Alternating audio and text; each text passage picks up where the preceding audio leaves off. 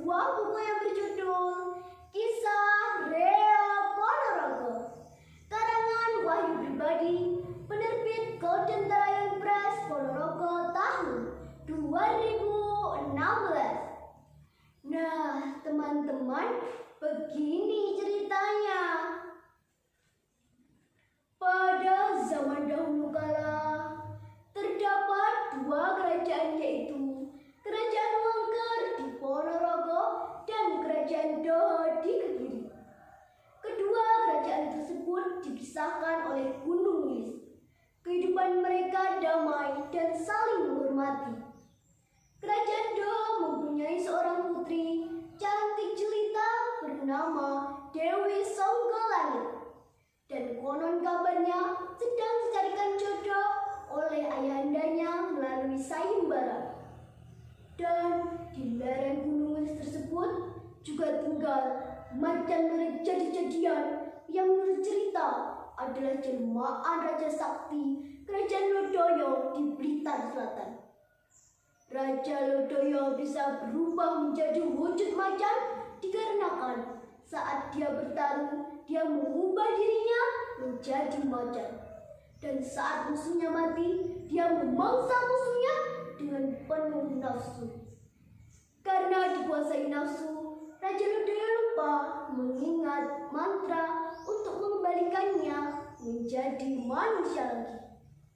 Dia akan berubah menjadi manusia lagi jika ada yang mampu mengalahkannya. Sementara itu, Kerajaan Wengker diserang Kerajaan Kahuriban yang dipimpin oleh Raja Brawijaya. Kerajaan Wengker hancur dan turun raja yang berhasil lolos. Salah satunya adalah Raden Panji dan adiknya Bujangga Anom. Mereka berkelana dan bertemu dengan Kanjeng Sunan Lawu, kemudian diangkat menjadi murid. Setelah Raden Panji mendapatkan ilmu dan pusaka sakti berupa pedang dan topeng, mereka kembali ke Ponorogo.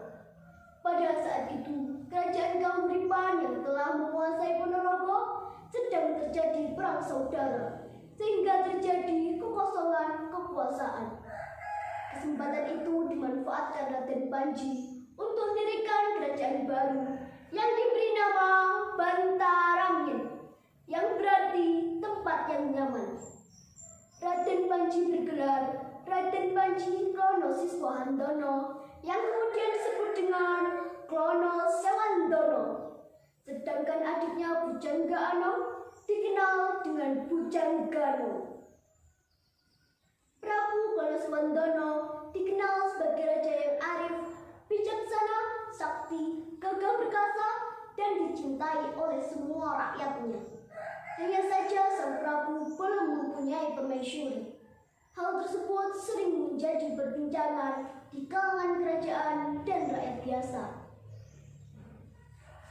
Yuyu, kalian tahu nggak kalau Prabu Klono Sewandono itu homo loh?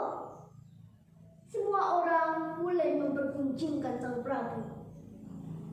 Hus, kamu ini sembarang saja kalau ngomong, dasar tukang gosip.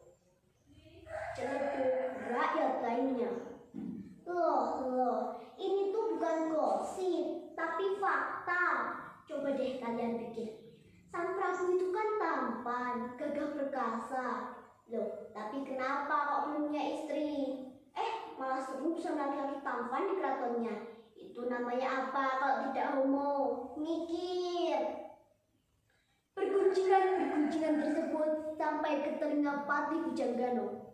Akhirnya Patih Bujanggano memberanikan diri untuk bertanya kepada sang Prabu. Sang Prabu pun bersemedi untuk meminta petunjuk. Setelah 40 hari bersemedi, akhirnya menjabat petunjuk. Dan kemudian berkata kepada sang Patih, "Dinda Patih, aku telah mendapatkan petunjuk untuk melamar seorang gadis yang bernama Dewi Songgolangit. Besok berangkatlah ke timur, temukan gadis itu untukku." "Baiklah, Kakanda, besok hamba akan berangkat. Mohon doa restunya," kata Patih Bujanggano sambil memberikan hormat. rombongan Patih Pujanggana berangkat ke Kediri. Karena sebelumnya telah mendapat kabar bahwa yang dicari adalah Putri Raja Doho Kediri.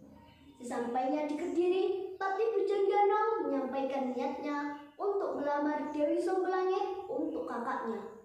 Ternyata ada beberapa persyaratan yang harus dipenuhi. Sembah Gusti Putri, apa yang Gusti Putri inginkan akan saya sampaikan kepada kakanda hamba, kata Patih Pujanggana sambil memberikan hormat. Persyaratan yang saya ingin ajukan, yang pertama, Prabu Konosewandono harus mempersembahkan 140 macam jenis hewan penunggu hutan. Yang kedua, harus menciptakan kesenian daerah yang belum ada duanya di tanah Jawa sebagai iringan pernikahan. Yang ketiga, harus membawakan manusia berkepala macan, kata Dewi Songgolangit dengan sangat yakin. Walaupun persyaratannya aneh dan sulit dikabulkan, namun Pujanggana tetap berusaha untuk memenuhinya.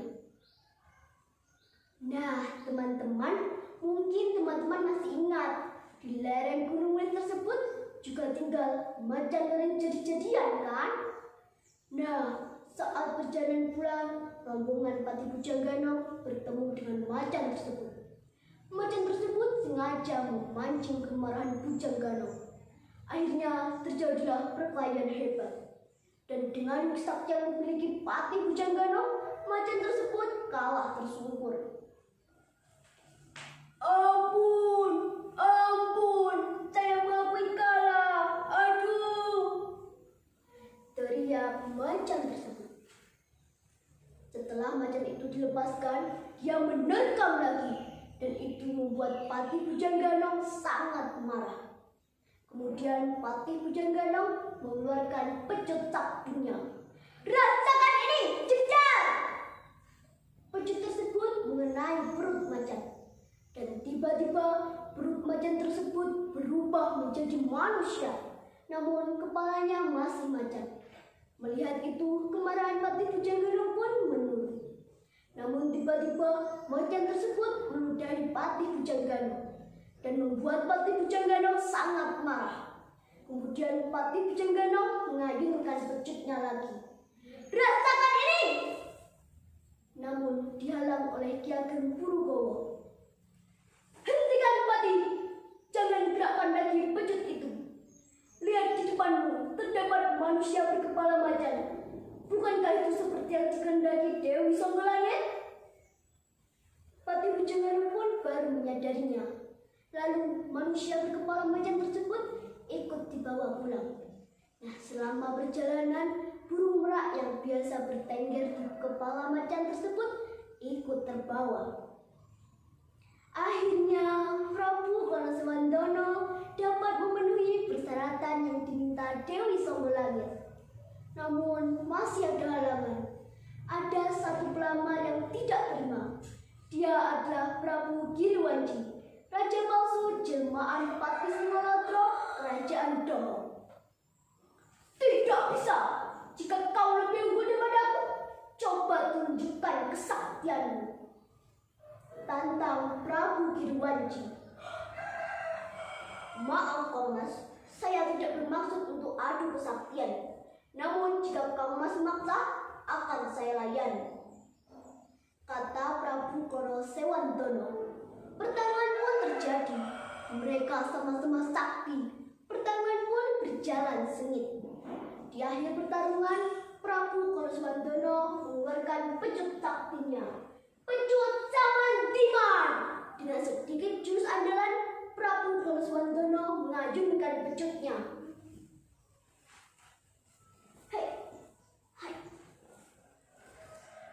Rasakan ini, jedar!